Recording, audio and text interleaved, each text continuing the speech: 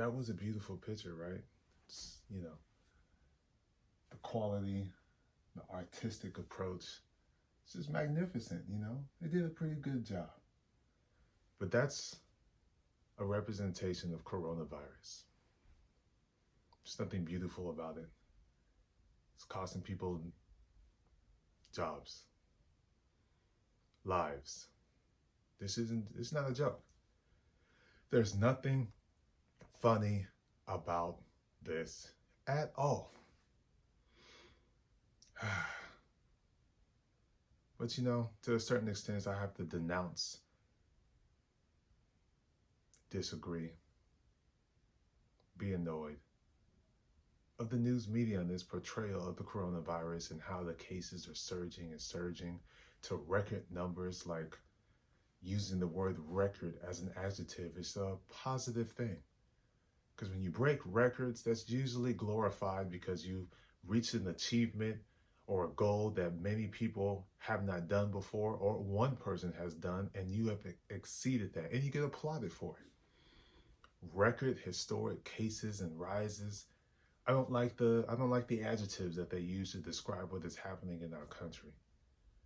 And I think it's a slightly misleading, just a little bit, to say things are on the rise, when in the beginning, our leaders of this country didn't take it serious enough to make sure to put the proper places, proper things, proper guidelines and restrictions in order when they came into knowledge of that there is a virus and how it is affecting China.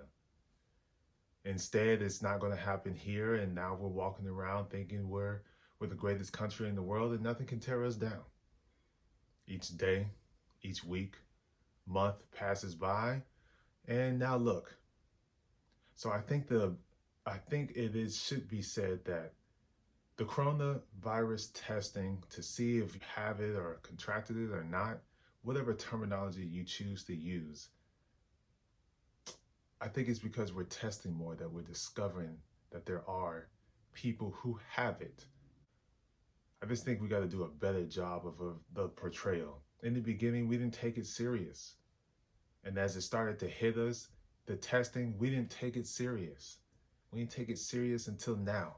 So yes, there's different angles and different ways you can look at the reasons and the rise, the restrictions that the states have withdrawn from, the Memorial Day weekend, the protest, a positive protest, by the way, one that I'm part of in my own way. I'm not out there walking the streets or anything. I'm just doing it through my voice. I'm doing it through my dollars and choosing who it is that I wish to support and encouraging others as well.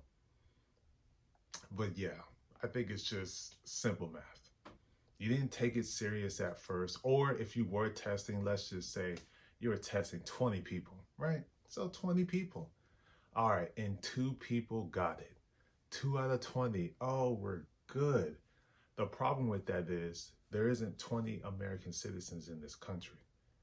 So that's a very, very small sample size. You need to be testing far and beyond because there's over 330 million people in the United States.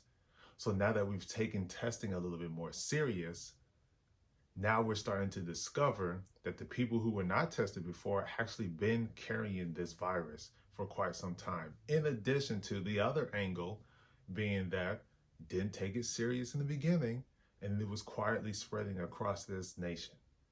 All because of the actions of a few individuals is why and the reason we're all in this pandemic struggling economically now. Yeah, the stock markets are doing okay, but at the same time, there's a lot of people getting laid off. There's a lot of people on unemployment receiving nothing.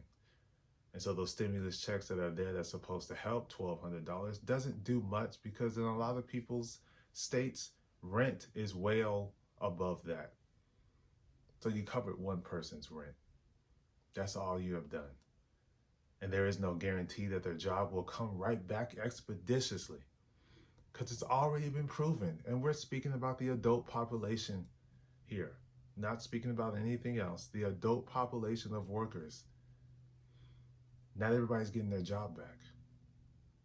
In fact, the black employment has risen. Small percentage, as some people would say.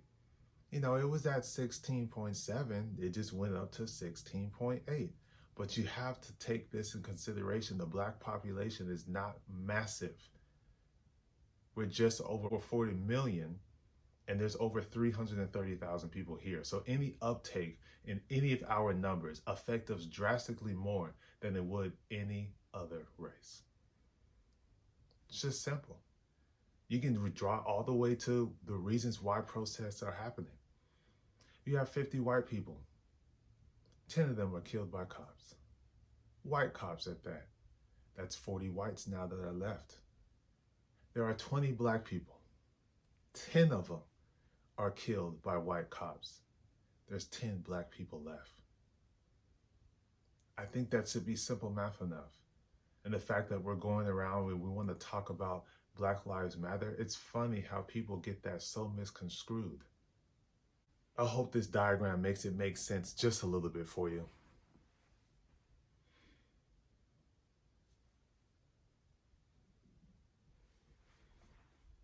Come on, people. We're raising our fists because we're obviously been oppressed for the longest, 400 years. But then we do recognize there have been other people that have been oppressed as well. But us, there has been systematic rules and regulations and legislations that have gone through that ensure that where we're at, we stay in that box.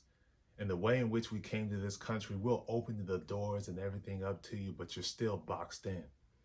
Your ability to arise and ascend financially is, you got to work 4 times as hard. And let's not even talk about the women. There's not a lot of black women up here that are high and above. It's a very, very small percentage. So when we sit here and we talk about Black Lives Matter, it's because we want inclusion in all races. So the coronavirus is serious. It's not anything to play with, but I think we can do a better job.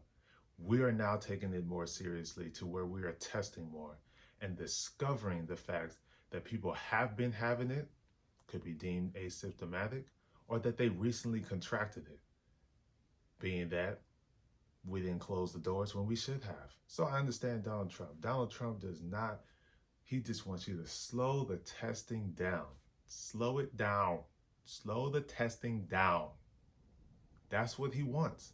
And I understand why he wants it. I wholeheartedly understand. But I do not agree with the statement. The fact that the testing, you keep testing it and all these people, a cough, he'll get over in 15 minutes. That foolish rhetoric right there is so entirely misleading. The fact of the matter is, people are getting tested and people are finding out this is the reason why they're feeling the way that they are feeling. And it is an admission on Donald Trump's part that there was a consistent failure, because it just confirms that all of his talk about he closed it, he shut it down from the get-go, from the beginning. I mean, it's rather interesting that Bush with Dr. Fauci, Obama with Dr. Fauci, and other World Health Organization individuals and the health industry, the top doctors and all, who combat the spread of pandemics, didn't have to shut down the entire country. Didn't have to argue with governors to open or close states. I think it's pretty clear. I think it's pretty plain that President Donald Trump made the wrong moves. He misstepped. And those actions are affecting people every single day. From the ability to just breathe,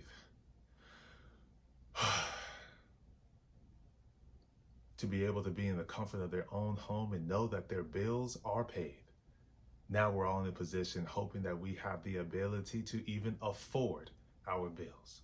We have to do better. This is serious.